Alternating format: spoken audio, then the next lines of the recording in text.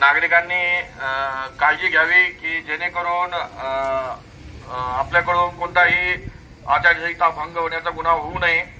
तसेच निवडणुकी संबंधाने कोणीही आपल्यामध्ये द्वेषभाव किंवा कोणत्याही वर्गामध्ये द्वेषभाव निर्माण करू नये, जेणेकरून कलम 125 अन्वये त्याच्यावर कारवाई केली जाते। तसेच मतदान केंद्रावर जाताना मतदान केंद्रावर व्हिडिओग्राफी, फोटो, मोबाईल हे घेऊन जाऊ नये, जेणेकरून मतदान केंद्रामध्ये कोणत्याही प्रकारचा अडथळा किंवा निर्माण होणार नाही याची आपण दक्षता घ्यावी। तसेच कोणत्याही आचारसंहिता काळामध्ये निवडणूक पत्रक किंवा भित्तीपत्रक इत्यादी विनापरवानगी प्रकाशित करता येणार नाही।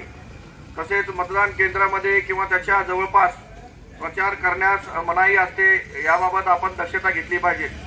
मतदान केंद्रामध्ये किंवा केंद्राच्या जवळपास गैरशिस्तीने वर्तन केल्याबद्दल कलम 131 अन्वये कारवाई केली जाते।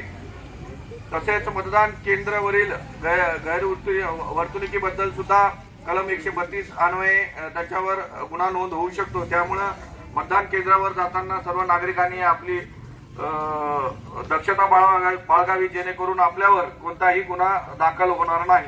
याबाबत सर्व नागरिकांना सूचित करण्यात येते की एक गाव आहे आपलं आणि आपण एक कुटुंबाप्रमाणे राहतो, त्यामुळे आपसामध्ये द्वेषभाव निर्माण करून एकामेकांवर गुन्हे दाखल होईल असे कोणतेही गैरवर्तन कृत्य करू नये अशी सर्वांना आवाहन करतो।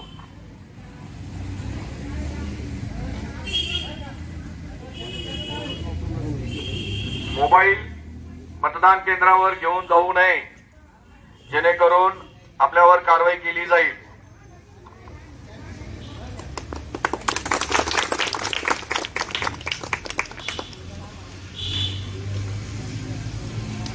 करू नये, शांतता मतदान केंद्रावर शांतता बाळगावी, जेणेकरून गैरशिस्त केल्यामुळे आपल्या विरुद्ध गुन्हे दाखल करण्यात येतील।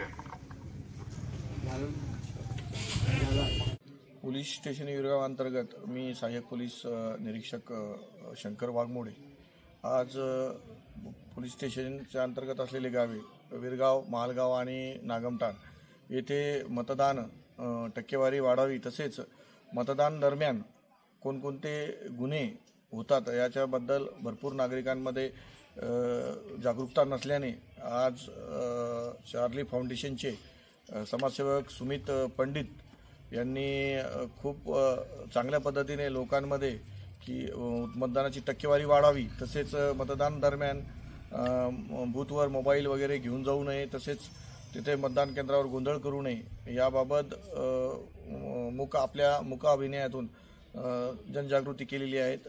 त्याबद्दल पोलीस प्रशासन त्यांचे आभार मानते। धन्यवाद। त्याच्या पुढे कंटिन्यू करा। स्टॉप केलं होतं का तू? जो कार्यक्रम आहेत माननीय पोलीस अधीक्षक Shri Vinaykumar Rathod sir, upper police अधीक्षक श्री सुनील लांजेवार सर आणि उपविभागीय पोलीस अधिकारी श्री भागवत पुंदे सर यांच्या मार्गदर्शनाने आम्ही आणि आमच्या टीमने समाजसेवक सुमित पंडित यांच्या मदतीने केलेला आहे। जय। Subscribe now and press the bell icon. Never miss an update.